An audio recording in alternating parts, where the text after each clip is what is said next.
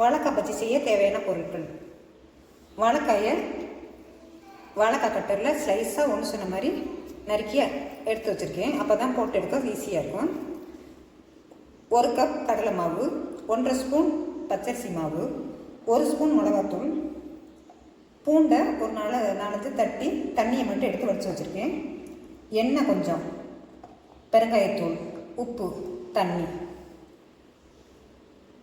இப்போ பஜ்ஜி செய்ய முதல்ல கடலை மாவு எல்லாத்தையும் கரைச்சிக்கலாம். ஏன்னா அப்போ தான் ஒன்று சொன்ன மாதிரி எல்லாம் உப்பு எல்லாம் சேர்ந்து வரும். கொஞ்சம் தண்ணி சேர்த்துக்கிறேன் பவுலில். அடுத்ததாக மிளகாத்தூள் சேர்த்துக்கலாம். அடுத்ததாக பூண்டு வடிகட்டி வச்சுருக்க தண்ணியை சேர்த்துக்கலாம். அடுத்ததாக பெருங்காயத்தூள் கொஞ்சம்.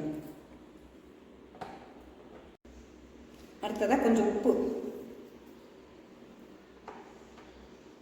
இதை முதல்ல நம்ம நல்லா கொஞ்சம் கட்டிப்படாமல் சேர்த்து பிசைஞ்சுக்கலாம்.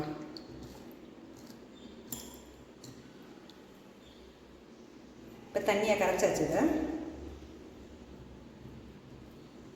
இந்த கடலை மாவு மட்டும் கொஞ்சம் பிராண்டாக வாங்கிக்கிட்டால் பஜ்ஜி சூப்பராக இருக்கும், டேஸ்ட்டு நல்லாயிருக்கும். இப்போ கரைச்சி வச்சுருக்கிறதுல கடலை மாவு சேர்த்துக்கலாம். அடுத்ததாக பச்சரிசி மாவு சேர்த்துக்கலாம். முதல்ல நல்லா கட்டிப்படாமல் பிசைஞ்சிட்டு மாவை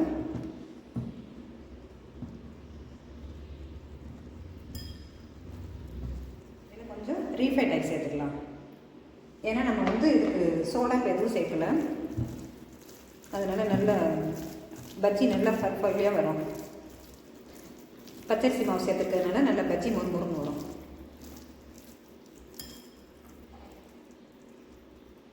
இன்னும் கொஞ்சம் தண்ணி சேர்த்து கலந்துக்குவோம்.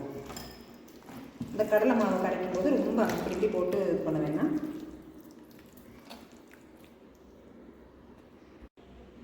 பஜ்ஜி மாவை கரைச்சாச்சு. இந்த அளவுக்கு கரைச்சிக்கலாம். ஏன்னா கடலை மாவு ரொம்ப கட்டியாக இருக்கும், அதில் நல்லா உடச்சி விட்டுட்டு ரொம்ப தண்ணியாக இருக்கக்கூடாது, கெட்டியாகவும் இருக்கக்கூடாது. கரெக்டான பதத்தில் இருந்தால் தான் பஜ்ஜி சரியாக வரும்.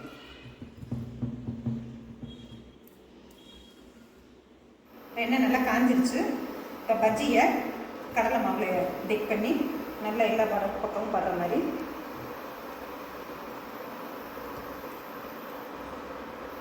லைட்டாக இது பண்ணிவிட்டு பஜ்ஜியை சேர்த்துக்கலாம்.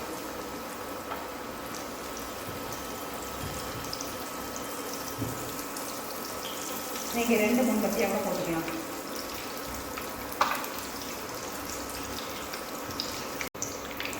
இப்போ அடுத்த வாழைக்காயை எடுத்து எல்லாத்தையும் மாவில் இது பண்ணி 2-3 அதை சேர்த்து வேக வச்சுக்கலாம்.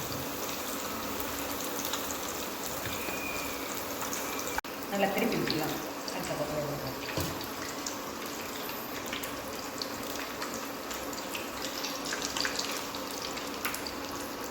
போட்டு பொரிச்சு எடுத்துக்கலாம்.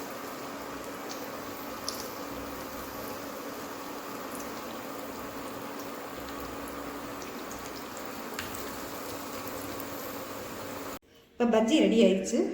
அடுத்தது கெட்டி சட்னி செய்கிறேன், பார்க்கலாம் வாங்க. கெட்டி சட்னிக்கு தேவையான பொருட்கள்: தக்காளி நல்லா பழமாக 2 ஸ்லைஸாக நறுக்கி வச்சுருக்கேன். சின்ன வெங்காயம் வச்சு வச்சுருக்கேன். கொஞ்சம் பூண்டு, எண்ணெய், கடுகு, உளுந்து, வர கொத்தமல்லி, ஒரு 1/4 ஸ்பூன், கொஞ்சமாக கருவேப்பிலை, தேங்காய் துருவி ஒரு 1/2 கப் எடுத்து வச்சுருக்கேன். நீங்கள் தேங்காய் பல்ல கூட போட்டு அரைச்சிக்கலாம். 4 வரமிளகா, கொஞ்சம் புளி. அதே கடாயில் லைட்டாக எண்ணெய் ஊற்றி இந்த வரமல்லியை வறுத்துக்கலாம். ரொம்ப எண்ணெய் சேர்க்கக்கூடாது.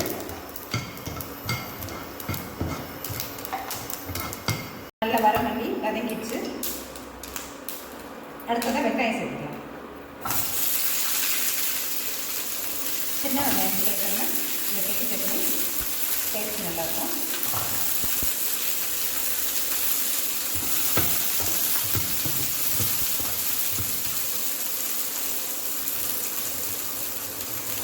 அதுக்காக கொஞ்சம் பூண்டு சேர்த்துக்கலாம்.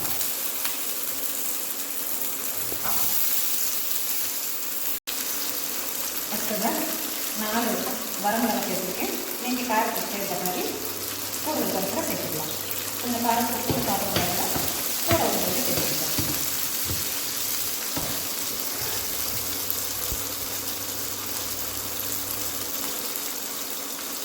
சேர்த்துக்கலாம்.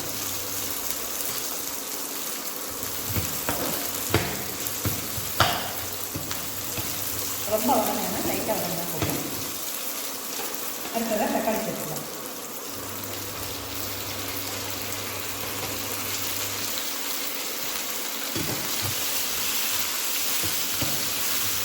இன்றைக்கி நம்ம வெங்காயம் தக்காளி வதக்கிறதுல உப்பு சேர்க்கலை. மிக்சியில் அரைக்கும் போது உப்பு சேர்த்துப்போம்.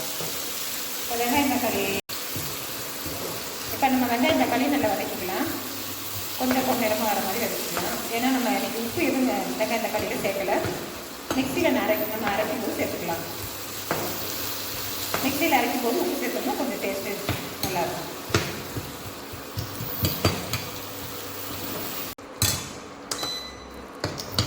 இப்போ வெங்காயம் தக்காளி நல்லா வதங்கிடுச்சு. நல்லா தக்காளி நல்லா கொடி பிரிஞ்சு வர வரைக்கும் நல்லா வதக்கிக்கலாம். இப்போ நம்ம ஸ்டவ்வை ஆஃப் பண்ணிக்கலாம். இப்போ சட்னிக்கு பேனை காய வச்சு லைட்டாக கொஞ்சோண்டு எண்ணெய் சேர்த்துருக்கேன். இதில் தேங்காய் சேர்த்துக்கலாம். லைட்டாக நேரம் மறக்கூடாது. நல்லா பொன்னிறமாக கொஞ்சம் லைட்டாக வதக்குங்க.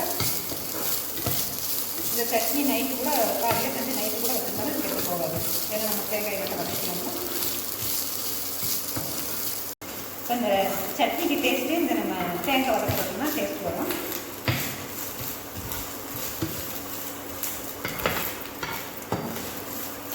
இப்போ அதை நம்ம ஒரு ஜாரில் சேர்த்துக்கலாம். இப்போ வதக்கி வச்சுருக்க தேங்காயை முதல்ல தண்ணி ஊற்றாமல் நல்லா கொஞ்சம் குறகுறப்பாக அரைச்சிக்கலாம். இப்போ இந்த வதக்கின தேங்காயை தண்ணி ஊற்றாமல் கொஞ்சம் குறகுறப்பாக அரைச்சி எடுத்துருக்கு. அதில் இந்த வெங்காயம் தக்காளி மிளகாய் எல்லாத்தையும் இதில் சேர்த்துக்கலாம்.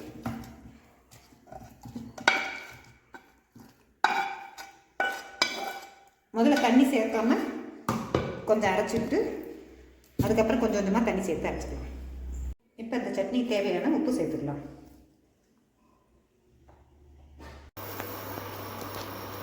சட்னி இப்போ கொஞ்சம் குறகுறப்பாக அரைச்சாச்சு. மிக்ஸி ஜாரை கழுவி கொஞ்சம் அதில் தண்ணி சேர்த்துக்கலாம். ஏன்னா இந்த சட்னிக்கு நிறைய தண்ணி சேர்க்கக்கூடாது, டேஸ்ட் வைஸே மாறிடும். அதனால் கொஞ்சமாக தண்ணி சேர்த்து கலந்துக்கலாம். இப்போ சட்னிக்கு ஒரு தாளிப்பு கொடுத்துடலாம். கொஞ்சமாக எண்ணெய் சேர்த்து ஒரு ஸ்பூன் எண்ணெய் நல்லா காஞ்சதும் கடுகை பொரிச்சு கொஞ்சம் போட்டுக்கலாம். கடுகு நல்லா வெடிச்சதும் உளுந்தை சேர்த்துக்கலாம்.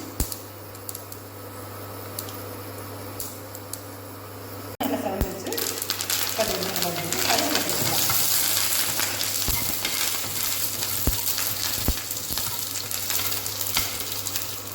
இந்த தாளிப்பை இந்த சட்னி கெட்டி சட்னியில் சேர்த்துக்கலாம்.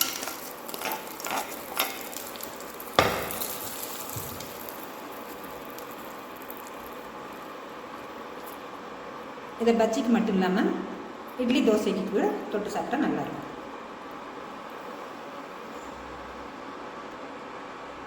ரோட்டு கடையில் செய்கிற மாதிரி வாழைக்காய் பஜ்ஜியும் கெட்டி சட்னியும் ரெடி ஆயிடுச்சு.